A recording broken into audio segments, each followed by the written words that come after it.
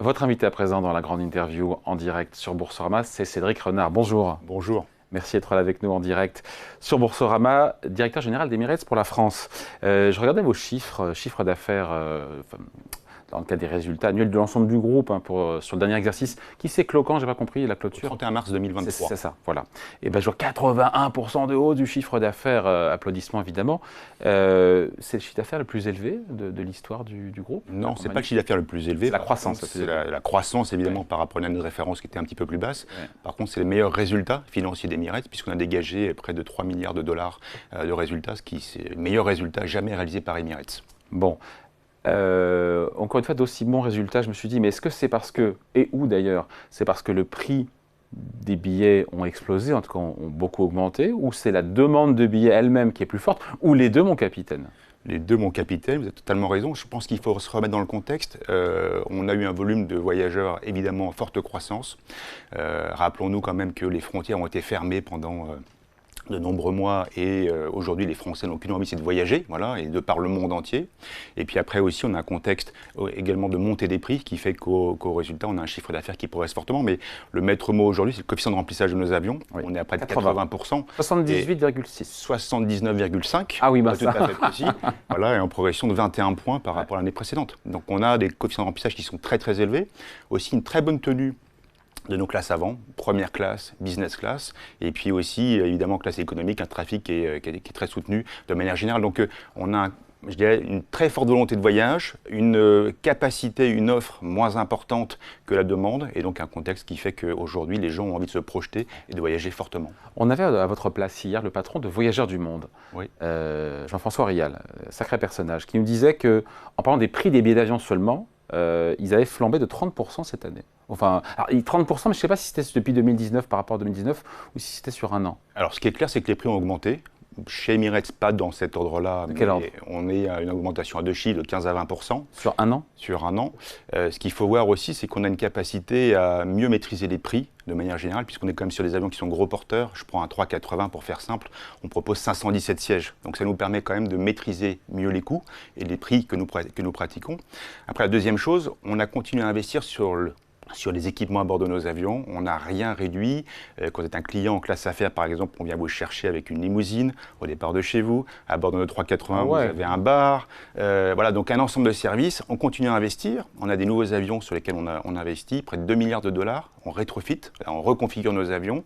On introduit notamment une nouvelle cabine, l'économie premium, qui va être déployée au fur et à mesure. Donc oui, les prix ont augmenté, mais de manière générale, on a continué à investir de manière très importante parce que le maître mot d'Emirates, c'est justement l'expérience. Ouais. Après 15 à 20%, encore une fois, de hausse des prix, c'est pas rien. Comment expliquer que, parce que les clients sont aisés, ils n'ont pas de problème pour boucler leur fin de mois, donc ils payent? Alors, 15 à 20%, oui, mais après, comme tout le monde, malheureusement, on est confronté à l'augmentation des coûts. Donc, ce n'est pas un choix stratégique, c'est malheureusement une pression qu'on a sur les coûts. Ouais. Non, mais sur la demande, le fait que la demande soit au niveau où elle est, malgré 15 à 20%. Oui, mais après, encore une fois, les années précédentes, si on prend l'exemple des Français, on est resté en métropole ou en Europe, et progressivement, le long courrier s'est ouvert. Et aujourd'hui, les gens ont voyagé en Thaïlande, au Vietnam, en Colombie, en Australie, un ensemble de pays qui sont ouverts. Et deuxième effet aussi, c'est qu'on a beaucoup de demandes au départ de France, mais la France aussi est une destination qui attire beaucoup. Dans nos avions, on a beaucoup d'Australiens, de Sud-Africains, d'Indiens, et évidemment des pays du Golfe. Et aujourd'hui, ces gens-là ont très envie de venir en France et de visiter l'Europe. Non mais on sait que souvent, quand le prix augmente, la demande n'augmente pas en même temps. Et là, c'est dingue. Et il y a beaucoup d'industries qui sont comme ça. D'ailleurs, beaucoup d'entreprises ont réussi ce tour de force d'augmenter les prix avec une demande qui suit, même si on voit bien que le chiffre d'affaires augmente en valeur, mais en volume, souvent, c'est pas le cas. Oui, mais le positionnement d'Emirates, c'est l'expérience. Ouais. Et aujourd'hui, je pense que quand vous parlez avec des gens autour de vous, ils ont envie de vivre quelque chose de différent. Et Emirates a conçu sa stratégie justement sur l'expérience client. C'est une marque qui parle. Quand on monte dans un avion, ce n'est pas uniquement la destination qui compte, mais c'est le voyage que vous faites. Et Emirates, avec les 380, a ce côté particulier, ce côté enchanteur du voyage. Jean-François Rial nous disait hier que du coup, certains changent de destination pour leurs vacances, du fait de l'augmentation de l'ensemble du prix du voyage. Est-ce que vous avez constaté, vous aussi, des réservations qui ont un petit peu changé pour des destinations qui sont peut-être moins chères, entre guillemets, moins loin? Non, très clairement aujourd'hui, ce qu'on observe, nous, c'est une très forte poussée sur l'océan Indien, sur l'Indonésie, sur l'Australie, qui sont des destinations qui sont attractives, exotiques, etc., dans lesquelles les gens ont envie de se ressourcer, de vivre une expérience. Donc très clairement sur l'été, on a des engagements qui sont très prometteurs. Les destinations les plus prisées, c'est lesquelles alors? Aujourd'hui, c'est l'Indonésie, l'océan Indien qui sont Ouais. les principales destinations, évidemment la région du Golfe. Ouais. Mais ce qui est aussi intéressant à voir, c'est en termes de comportement d'achat, on avait avant beaucoup de demandes dernière minute. Aujourd'hui, les gens s'engagent et on voit évidemment que l'été sera très fort, mais les gens se projettent déjà sur l'automne et sur janvier-mars 2024. Ce qui est quand même aussi un changement de comportement qui est très important pour nous. C'est une marche où il y a un escalier en termes de prix. Il faut s'attendre tous les ans, comme ça, à des augmentations des prix de 15%, ou c'est juste là un one-shot? Je pense que comme tout le monde, on a un contexte malheureusement qui est inflationniste, voilà, auquel on fait Ouais, mais le on prix doit faire face. du carburant a baissé, je veux dire. Les carburants a baissé, mais les salaires augmentent, les charges dans les aéroports, etc. Tout augmente. Donc on est aussi confronté à la hausse des prix. Ce qui est important aussi, c'est de voir que Emirates, de par ses gros porteurs, a justement cette capacité à maîtriser les prix et à rester très très compétitif. Et notre objectif, c'est d'avoir le meilleur rapport qui a été pris sur le marché. Et c'est ce qu'on fait. Et sur un Paris-New York, si on se compare par rapport aux autres, encore une fois, l'expérience client, quel est son surcoût? Alors Paris-New York, j'aimerais bien le faire. Oui, pardon, malheureusement. Je suis bête, il est bête. Malheureusement, je sais pas. Évidemment, je suis pas dans le bon voilà. sens. Mais dans l'autre sens, voilà, on propose 140 destinations, vous avez le choix, 77 pays. Je prends la seule qui Donc va à voilà, l'ouest. Donc je suis désolé. Je ne saurais pas faire uniquement via Dubaï, voilà. Mais Dubaï, on est sur des prix à 3 500 € en classe affaires, par exemple. Voilà. Et là où d'autres sont. Les autres, écoutez, moi, on est là pour nous promouvoir nos... Non, mais sur n'importe quel est l'écart de prix pour avoir cette expérience client dont vous parlez? Le produit Emirates, il est unique. Ouais. Voilà, c'est très clairement, il est Donc, unique, il y a il a un ce positionnement qui est particulier, et c'est ce que les gens recherchent aujourd'hui.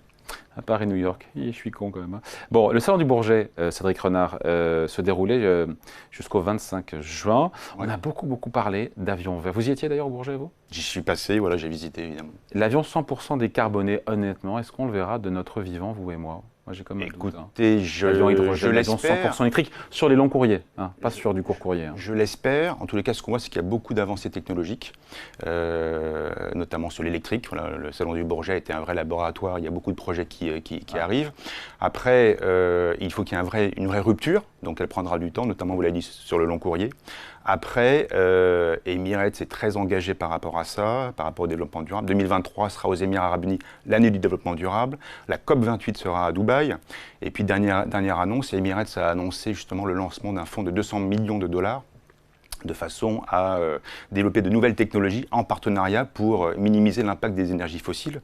Ouais. Donc il y a des vraies mesures. 200 millions de dollars, c'est le plus gros investissement jamais fait par une compagnie aérienne.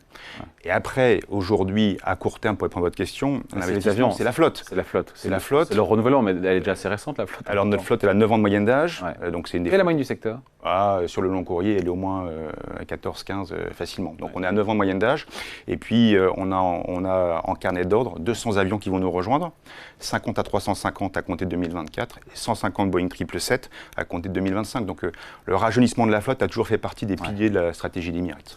Qu'est-ce que vous répondez à ceux qui disent, il y a ce débat, qu'il faut arrêter de voyager en avion pour sauver la planète? Évidemment, vous allez me dire qu'il ne faut pas faire ça, mais vous en pensez quoi? Il y a un vrai débat là-dessus. Hein. Il y a un débat et il est légitime. Je rappelle que les compagnies aériennes se sont engagées pour le carbon neutrality à horizon 2050. Ouais. Donc il y a un vrai virage qui a été effectué. Je pense de toute façon qu'on est en responsabilité. Et évidemment, on a aussi la pression des jeunes générations qui nous incitent encore plus à faire des efforts. Mais aujourd'hui, à court terme, justement, l'investissement le plus important, c'est la flotte. Et là-dessus, on est très actif. J'ai aussi parlé du fonds des 200 millions de dollars qui montre justement la volonté très forte d'Emirates d'accompagner ce changement. Bon. Après, le levier, c'est évidemment le SAF aujourd'hui. Et comme on le sait tous, le SAF, ce sont les carburants durables, de synthèse. Voilà, de synthèse. Expliquez-nous, parce qu'on n'est pas expert du sujet là. En gros, c'est utiliser des carburants qui ne puissent pas dans les énergies fossiles, pour faire très simple. Et aujourd'hui, qui émettent du CO2 qui émettent beaucoup moins de CO2, évidemment. Ouais. Et aujourd'hui, malheureusement, il y a 1% de carburant disponible. Donc, il n'y a pas de filière aujourd'hui. Elle est en train d'émerger. Et nous, on appelle justement à l'émergence d'une telle filière. Ouais, sachant que le carburant durable, je pense qu'il est beaucoup plus cher que le kérosène. Et vous avez raison, il est de 4 à 5 fois plus cher que le kérosène. Donc il faudra trouver... Donc à supposer qu'il y en ait la quantité suffisante avec une filière. Bon, vous me direz, plus il y en a, plus mais comme vous le dites, plus il y en aura, évidemment, plus on peut tendre vers un prix qui soit raisonnable et en tout cas compatible avec nos opérations. Donc c'est peut-être ça la solution, des carburants, des SAF? Des SAF. Ça sera sans doute une partie de l'équation, voilà, mais il y a évidemment une révolution technologique en termes de motorisation, en termes d'avions, etc. C'est une stratégie commune et qui concerne les compagnies aériennes, les motoristes. Il faut maximiser aussi, Cédric Renard, le remplissage. C'est bien 80% de taux de remplissage, vous étiez à 58,6 il y a l'année dernière, mais est-ce qu'il ne faut pas, voilà, est-ce qu'il faut pas aller encore plus loin, même si vous êtes, je sais pas, sûrement avant-gardiste sur le sujet, mais est-ce qu'il n'y a pas encore trop d'avions, c'est la question pardon, qui est derrière, est-ce qu'il n'y a pas encore trop d'avions qui volent sans être pleins? Alors aujourd'hui, il y a plus de demandes que d'offres. Donc je pense que le coefficient de remplissage globalement des compagnies aériennes est très très élevé. Ouais. Le 80 auquel vous faites référence est un pourcentage sur l'ensemble des vols, une compagnie, enfin d'Emirates en l'occurrence, toute l'année, sur toutes les destinations. Ouais. Et c'est un chiffre qui comprend 12 mois d'avril 2022 à mars 2023. Je vous rappelle le contexte d'avril 2022, on était encore dans une phase de reprise. Ça vous laisse imaginer les taux de remplissage. La question n'est pas pour vous incriminer, la question c'est pour savoir s'il y a des marges de progression encore aussi, et que c'est une façon aussi d'être faire de l'aviation durable, de se dire qu'on a un maximum. Il y a toujours des marges de progression, et on y tend, et sur l'été, évidemment, on sera à plus de 80% de remplissage, très largement à la dizaine supérieure. Ouais. Après, c'est intéressant de voir ce qui se passe en Suède, de voir que le trafic aérien, pour le coup, a diminué de 5% à cause du boycott. Est-ce que c'est une tendance qui peut s'exporter, notamment en France ?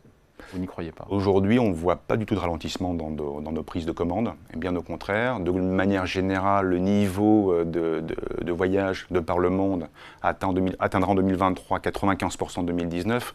Donc on est sur des phases de reprise qui sont très fortes. Et quand on regarde 2024, on sera sans doute à 105-107% du trafic pré-crise. Donc aujourd'hui, on ne voit pas de ralentissement. Et en tout cas, côté Emirates, on n'en voit pas, on continue à investir. On a aujourd'hui 150 de nos 777 qui sont déployés. Dans nos 380, on en a 116, on en utilise 90 aujourd'hui. À la fin de l'été, on sera à 100 à 380 qui circulent. On l'a d'ailleurs relancé à Nice le 1er juin dernier, voilà, de façon quotidienne pour toute la saison été. Et à Paris, on a 380 entre Paris et Dubaï. Donc il y a une vraie demande et encore une fois, il y a une vraie, je dirais, complémentarité entre l'expérience de voyage et Emirates. L'été dernier, on s'est vu et vous lanciez à ce moment-là la classe économie premium. Oui. Qui, si j'ai bien compris, a disparu en début d'année sur l'offre Paris-Dubaï. Qu'est-ce qui s'est passé? Est-ce que parce qu'elle n'a pas rencontré le succès attendu? Qu'est-ce qui s'est passé? Alors, elle a rencontré le grand succès espéré. Pourquoi elle a supprimé? Mais quand on a une flotte, évidemment, il faut la rétrofiter, la réaménager. Ouais. Donc on a lancé un plan d'investissement de 2 milliards de dollars, justement, qui va s'occuper de 60 à 380 et une soixantaine aussi de Boeing 777, dans lesquels on installe ce nouveau produit. Et ça prend évidemment du temps. Donc ça reviendra quand sur l'axe Paris-Dubaï? On a 11 avions qui sont déjà aménagés, donc aujourd'hui qui sont disponibles sur Singapour, sur l'Australie, sur New York, etc., sur Londres. Et on espère évidemment que le produit arrivera en 2024 en France. Bon, très bien, on en reparlera le moment venu. Merci de passer nous voir. Avec grand plaisir. Cédric Renard, donc directeur général d'Emirates pour la France, invité de la grande interview en direct sur Boursorama. Merci. Merci.